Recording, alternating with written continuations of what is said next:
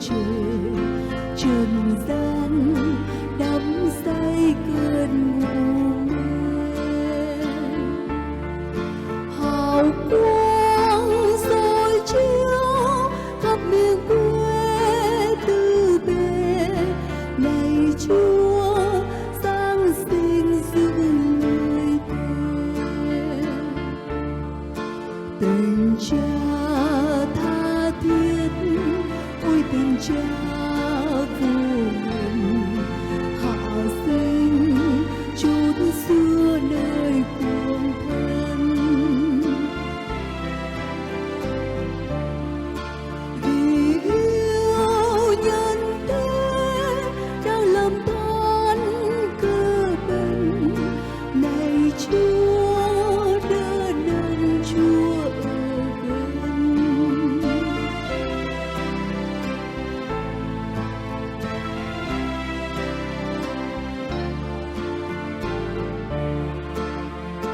Hoàng Bethlehem một trời đầy bằng sao, Chúa cứu thế đã hạ sinh,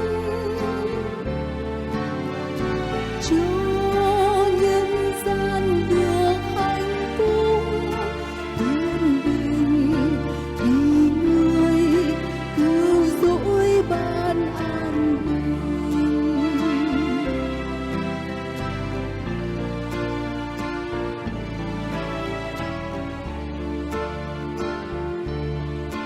Vì đây chiêm ngắm vì hải quang vô trời, niềm tin sắp son không hề vơi. Dù bao giông tố, bao tà tới cõi đời, còn mãi kính tin Chúa không nguôi.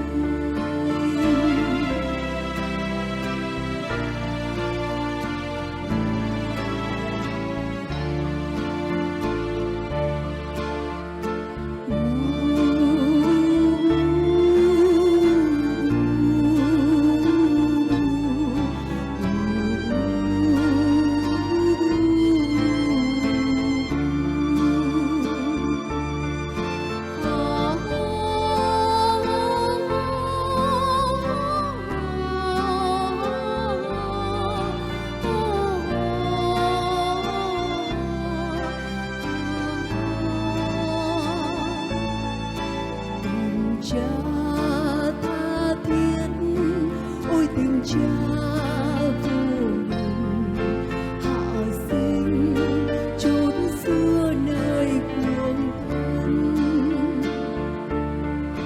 Vì yêu nhân thế đã làm tan cơ bần, này Chúa đỡ đần, Chúa ở gần.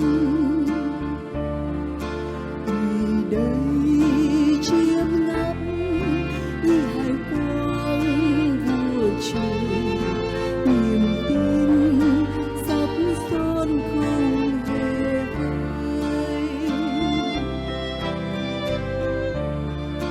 Dù bao giông tố, bao tà tới cõi đời, còn mãi kính tin Chúa không nguôi.